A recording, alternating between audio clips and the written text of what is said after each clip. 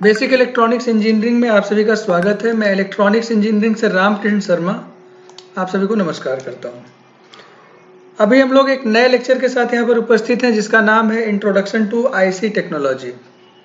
ये आईसी क्या होता है, ये इसकी टेक्नोलॉजी में क्या क्या चीज़ें हैं, इसका एक बेसिक इंट्रोडक्शन है यहाँ पर, जिसमें हम लोग small scale integration, medium scale integration, large scale integration, very large scale integration, ultra large scale, है ना, गाइंट स्केल इंटीग्रेशन, इन सब के बारे में हम लोग जानकारी लेंगे। तो चैनल को सब्सक्राइब कीजिए, है ना, सभी को बताइए, सब बाकी लोगों के साथ लिंक शेयर कीजिए। अगर वीडियो अच्छा लगता है तो आप उस पर कमेंट जरूर करें, है ना। तो अगर चैनल सब्सक्राइब नहीं किए तो जरूर अभी कर लीजिए, सो दैट कि आगे आने वाले वीडियोज आपको समय समय पर मिल पाए। आइए हम लोग शुरू करते हैं आईसी टेक्नोलॉजीज। तो सबसे पहले आईसी के बारे में बात करनी चाहिए।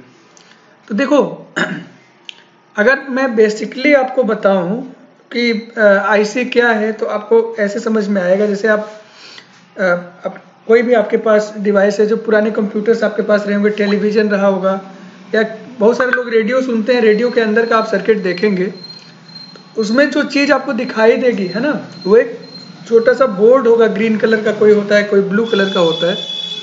वो उस पर आप देखेंगे कुछ कंडक्टिंग स्ट्रिप्स या लाइंस लगी होंगी, कुछ कंपोनेंट्स उसमें अलग से कनेक्ट किए गए होंगे, कुछ कंपोनेंट्स उसी पर पहले से ही फैब्रिकेटेड रहते हैं।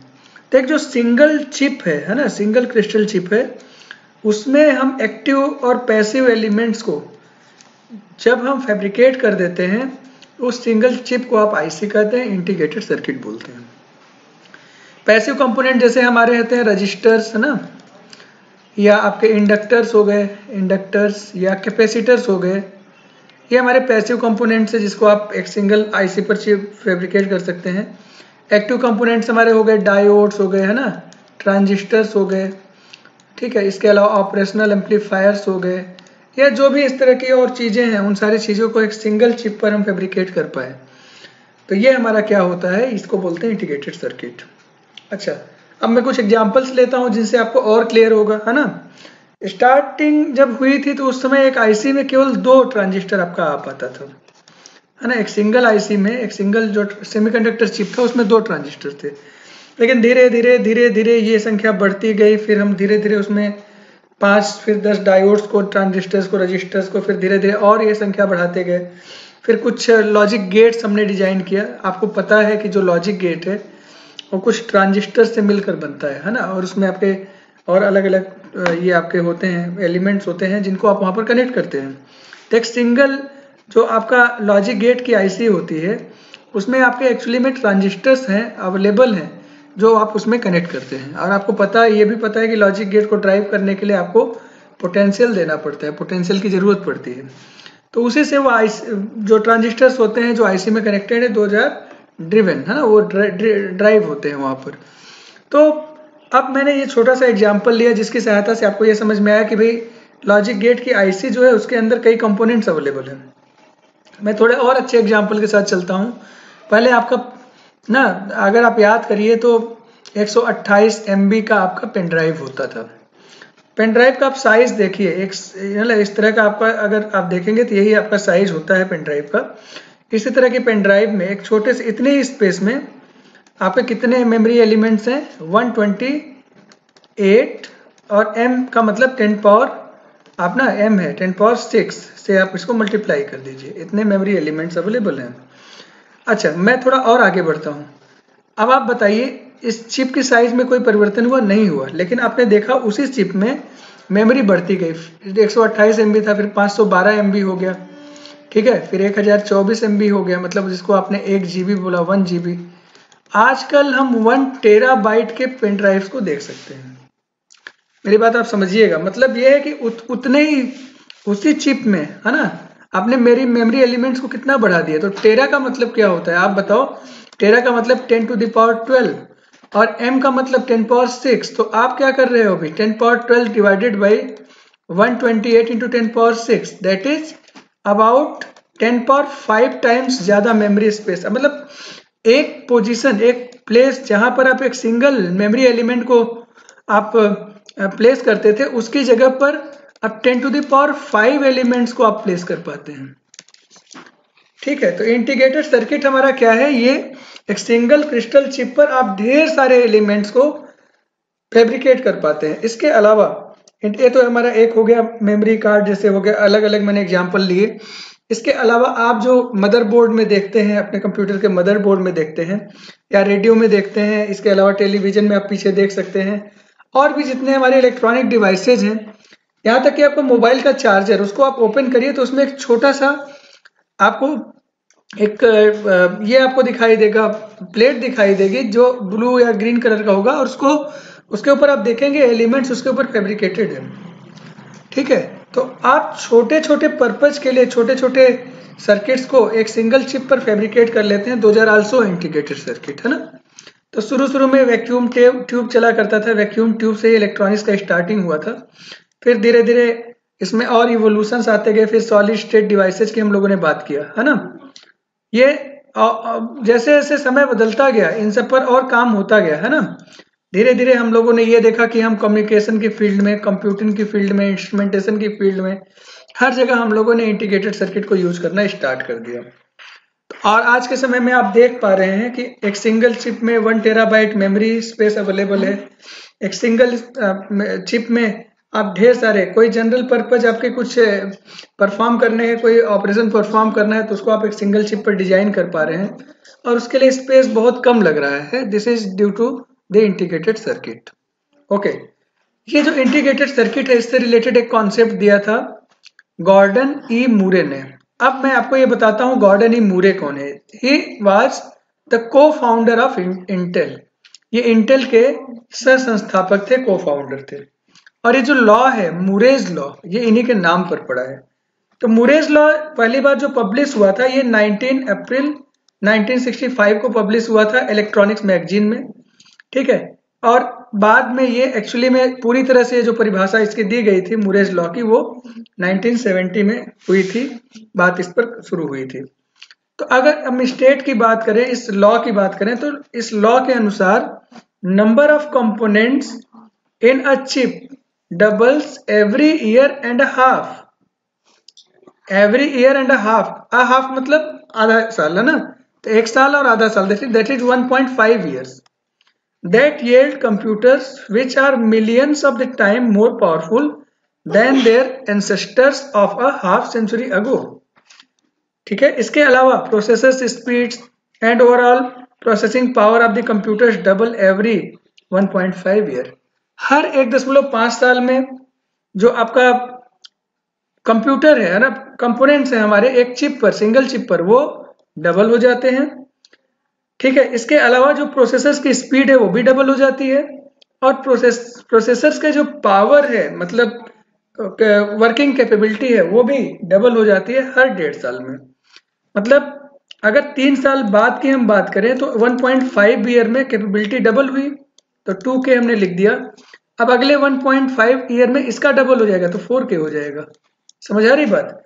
तो इस तरह से मतलब आप 1.5 ईयर्स के हिसाब से अगर 9 साल बाद की आप बात करेंगे, ये कितना हो जाएगा, 2 to the power this is divided by 1.5, this will give you what will get 3 to the 6 है ना, तो 2 to the power 6 टाइम्स इतना पावरफुल हो जाएगा। तो आप यहां से इस तरह से देख सकते हैं। अच्छा, एक बात तो मैं ये कह रहा था, दूसरी बात मैं जो कह रहा हूं कि ये बाद में ये देखा गया, अभी 1970 में तो उन्होंने ये लॉ दिया, इस लॉ के अनुसार बाद में इस पे ध्यान दिया गया, तो ये देखा गया कि वाकई ऐसा होता है कि हर 1.5 साल के बाद या करीब करीब 1.5 साल के बाद, है ना, जो कंपोनेंट्स है एक चिप पर वो डबल हो जाते हैं, है ना। तो एक जो चिप थी, उस चिप पर आप जो इस साल आपने मान लीजिए 128 MB का मेमोरी कार्ड बनाया, तो वो 1.5 साल के बाद उसमें 256 MB का आपका मेमोरी कार्ड आपको दिखाई देगा।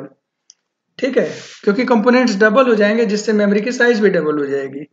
करीब करीब इस तरह की बात, है ना, यहाँ पर हर साल देखने को मिला। समय के साथ साथ जैसे से बदलाव होता गया और नए तरीके के प्रोसेसर्स डिजाइन होते चले गए, तो आप देखिए यहाँ पर प्रोसेसर्स के नाम है, और आप देखेंगे कि 1971 के बाद और ये 2019 तक के बीच में लगातार नए नए प्रोसेसर्स बनते गए, और हर प्रोसेसर में जो नंबर ऑफ चिप्स हैं एक चिप्स में जो नंबर ऑफ कंपोनेंट्स है उनकी संख्या लगातार बढ़ती गई, और वो मूरेज लॉ के अकॉर्डिंग। तो मूरेज लॉ के को एग्जाम में पूछा भी जाता है, तो आप इसको एकदम क्लियरली याद कर लेंगे। The number of components in a chip doubles every year and half, and processor speeds and overall processing power for the computer doubles every 1.5 year. Okay, so this is the Moore's law. अच्छा, अब मैं जो अगली बात करने जा रहा हूँ, टाइप्स ऑफ इंटीग्रेटेड सर्किट, आपके एग्जाम में काफी पूछा जाता है। Since this is the introductory lecture of the IC technology, so I'm going to give only the simple definitions of all the types of the integrated circuit, है ना। so, केवल छोटे छोटे definitions की हम लोग बात करेंगे। तो देखो, पहला definition, पहला जो नाम है इंटीग्रेटेड सर्किट में, पहला टाइप है that is small scale integration. Short name इसको बोलेंगे SSI। तो एक सिंगल चिप पर 1 से लेकर 100 कंपोनेंट्स, है ना, अगर होते हैं तो उसको आप कहते हैं कि ये SSI टेक्नोलॉजी के द्वारा डिजाइन किया गया है। एक सिंगल चिप में करीब करीब 100 जो ट्रांजिस्टर्स हैं, है ना, 1 से लेकर 100 ट्रांजिस्टर्स या और भी कंपोनेंट्स हो सकते हैं, उसको मिलाकर, है ना, इतने हो। ये जो हमारा जिस टेक्नोलॉजी में ऐसा हो रहा है उसमें हम बोल रहे हैं, एक आप एरिया को ना पहले से डिसाइड कर लीजिए कि इसी एरिया में हम बात कर रहे हैं। इस एरिया में अभी हम लोग कितनी बात कर रहे हैं, 100 कंपोनेंट्स की बात कर रहे हैं। ये इंच स्क्वायर में होता है, जो यहाँ पर डिफाइंड होता है एरिया आपका 1 इंच स्क्वायर होता है। This is 1 inch square. Okay, इस एरिया में आप इतना कर रहे हैं। आपको पता भी है कि जो ऑपरेशनल एम्पलीफायर है वो करीब करीब 67 ट्रांजिस्टर्स का बनता है। फ्लिप फ्लॉप भी आपके जो हमारे डिजाइन किए जाते हैं उसमें भी कुछ आपके कंपोनेंट्स ऐसे ही लगते हैं, 1 से लेकर 10 के बीच में। लॉजिक गेट्स में भी आपके कुछ कंपोनेंट्स यूज होते हैं। ये सब इसके एग्जाम्पल्स हैं जिसमें नंबर ऑफ जो कंपोनेंट्स होते हैं वो 100 या 100 से कम होते हैं इस टेक्नोलॉजी में, है ना, पर इंच स्क्वायर इतने कंपोनेंट्स। लेकिन जब समय बदलता गया, उसके साथ एक नई टेक्नोलॉजी है that is medium scale integration. इस टेक्नोलॉजी में ये देखा गया, इसमें ये प्रयास किया गया कि भाई 100 के ऊपर कंपोनेंट्स को हम एक सिंगल चिप में ना ऐड कर सकें। तो इसकी सहायता से बहुत सारे नए आपके आईसी डिजाइन हुए, जैसे काउंटर की आईसी, मल्टीप्लेक्सर की आईसी। ये मक्स मतलब है मल्टीप्लेक्सर, है ना, मल्टीप्लेक्सर्स की आईसी, एडर की आईसी, 4 बिट माइक्रो प्रोसेसर्स की आईसी, है ना, 4 बिट माइक्रो प्रोसेसर 4004। ये आपका माइक्रो प्रोसेसर था जो डिजाइन हुआ था उस समय, इसको आप बोलते हैं 4004, ये आईसी नंबर था इसका।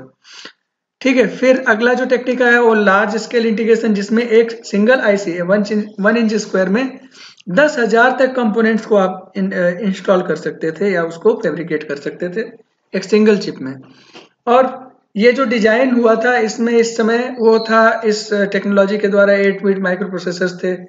लाइक आप 8 बिट माइक्रो 8085 माइक्रो प्रोसेसर आपका 8 बिट का माइक्रो प्रोसेसर है। इसके अलावा रोम हो गए, रैम हो गए, है ना, रोम भी आपके अलग अलग तरीके के होते हैं, रैम भी अलग अलग तरीके के होते हैं। इस टेक्नोलॉजी के द्वारा ये सारे कंपोनेंट्स आपके डिजाइन हुए। सो एग्जाम्पल्स काफी पावरफुल होते हैं। आपके एग्जाम में कई बार पूछ लिया जाता है कि इसके एग्जाम्पल बताइए, तो आपको ये एग्जाम्पल्स क्लियर होने चाहिए।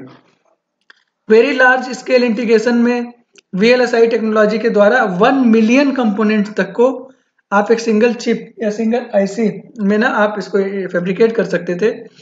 इसका एग्जांपल जैसे 16 और 32 bit micro processor. 16 bit micro processor 8086, अभी पीछे हम लोगों ने 8 बिट में क्या बोला था, 8085। 8086 16 बिट माइक्रो प्रोसेसर। कुछ पेरिफेरल्स हैं आपके, है ना। इसके अलावा कॉम्प्लीमेंट्री हाई मॉस हमारा होता है जिसको आप CMOS बोलते हैं। ये CMOS जो डिजाइन किया गया था वो भी VLSI टेक्नोलॉजी के द्वारा। CMOS का इवोल्यूशन काफी इंपॉर्टेंट था, क्योंकि इसके बाद इसका जो पावर कंजम्पशन है, लीस्ट पावर कंजम्पशन है, इसका स्पीड ट्रिमेंडस स्पीड है, इसकी बहुत अच्छी स्पीड है ना।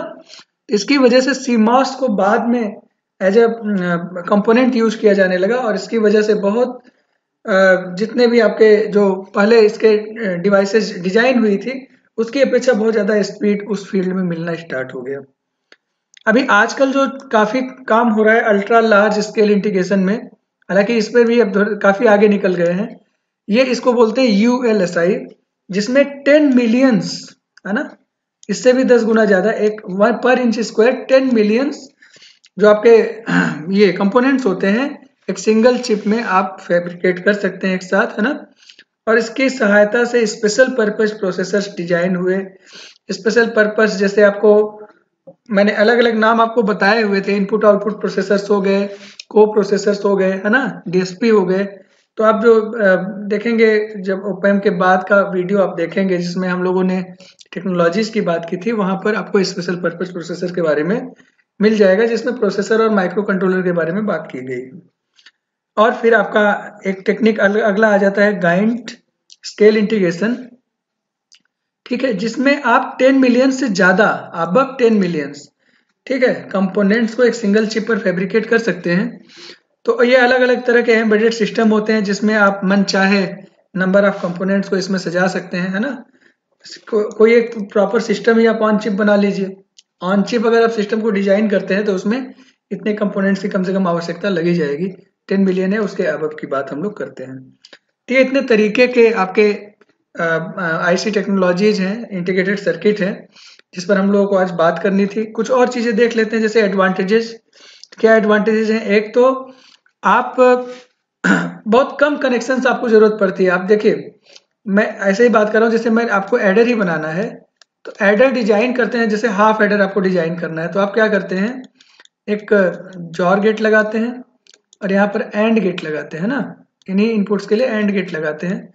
अब इसको वायर आपको कनेक्ट करना पड़ेगा, फिर इसका आउटपुट आपको यहाँ पर मिलेगा। तो आपको सम देता है और ये कैरी देता है। अब जो काम की बात हम आपसे कर रहे हैं वो समझिए कि ये पूरा आप एक सिंगल चिप पर डिजाइन कर लीजिए, तो अभी इन कनेक्शंस की आपको जरूरत नहीं पड़ेगी। और इन्हीं के साथ अब सिस्टम पर आप क्या डिजाइन करेंगे, आपको ए इनपुट देना है, बी इनपुट देना है ना। तो आप इन्हीं इनपुट्स को ए के साथ कनेक्ट कर दीजिए, मतलब एक बिट आप यहाँ पर दे दीजिए, एक बिट आप यहाँ पर दे दीजिए, और किसी फ्लिप फ्लॉप को यहाँ कनेक्ट कर दीजिए जिसको आप हाई या लो आप अपनी तरफ से कर सकें। तो पूरा का पूरा सिस्टम एक सिंगल चिप पर बन जाएगा और बहुत कम स्पेस लेगा। ठीक है, तो इस तरह से क्या होगा, जो रिलायबिलिटी है वो काफी बढ़ जाती है। ठीक है, आप स्मॉल साइज में ढेर सारा फैब्रिकेशन कर सकते हैं। ठीक है, तो एक इसका अच्छा एडवांटेज है। वेट काफी कम हो जाता है, स्पेस रिक्वायरमेंट काफी कम हो जाती है, सो this is also important. Power requirement काफी कम हो जाती है। एक तो जितने हम वायर यूज करते हैं या हम कंपोनेंट्स यूज करते हैं, उनका पावर कंजम्पशन काफी ज्यादा होता है। लेकिन अगर उनका साइज कम कर देते हैं और सिंगल चिप पर आप कंडक्टिंग लाइंस की सहायता से उसको फैब्रिकेट करते हैं with same properties, their low power consumption becomes lesser. ठीक है, इसके अलावा अलग अलग टेम्परेचर पर वो काफी एक्सट्रीम टेम्परेचर पर वो अच्छा काम कर सकते हैं। इसकी एक वजह ये भी होती है कि हम हाई डिफिनेशन इंसुलेटर्स यूज करते हैं जो कंडक्टिंग लाइंस को सेपरेट करते हैं। तो अगर टेम्परेचर में बहुत वेरिएशन हो भी जाता है तो उसकी वजह से उसमें बहुत ज्यादा इफेक्ट देखने को नहीं मिल पाता है। कॉस्ट काफी कम हो जाती है क्योंकि ये प्रोडक्शन ढेर सारे ऐसे आईसीज को एक साथ आप प्रोड्यूस करते हैं। जैसे कोई आईसी आपको फैब्रिकेट करना है, अगर उसको अलग से आप करेंगे तो उसकी कॉस्ट काफी ज्यादा आएगी, लेकिन आप उसको मार्केट में परचेज करने के लिए 1000, 2000, 5000 की संख्या में उसको प्रोड्यूस करते हैं तो उसकी कॉस्ट काफी कम हो जाती है ना। इसके अलावा क्या है, आपका जो इंटीग्रेटेड सर्किट है उसमें आप minimum number of external connections के साथ एक अच्छा लेआउट डिजाइन कर सकते हैं, और ये सारे इंटीग्रेटेड सर्किट के एडवांटेजेस हो जाते हैं। डिसएडवांटेजेस की भी बात कर लेते हैं। तो एक तो आपका है कि जो आईसी है, आपका आईसी में अगर कोई कंपोनेंट हमारा डैमेज हो जाता है तो उसको रिप्लेस करना बहुत बड़ा टास्क हो जाता है, क्योंकि अगर कंपोनेंट को आपने सीधे सीधे चिप पर फैब्रिकेट कर दिया है तो वो डिफिकल्ट नहीं कहेंगे, हम ये कहेंगे करीब करीब इम्पॉसिबल हो जाता है उसको रिप्लेस करना। ठीक है, तो उस कंडीशन में जो आपका पूरा का पूरा आईसी है वो रिप्लेस करना पड़ जाता है। ठीक है ना, एक प्रॉब्लम ये है इसमें।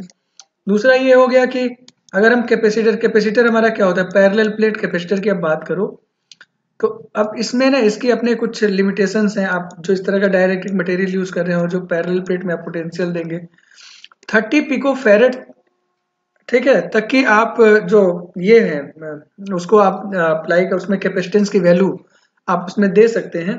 उससे ज्यादा कैपेसिटेंस को डिजाइन करना, उससे हायर वैल्यू की कैपेसिटेंस को डिजाइन करना काफी मुश्किल काम हो जाता है।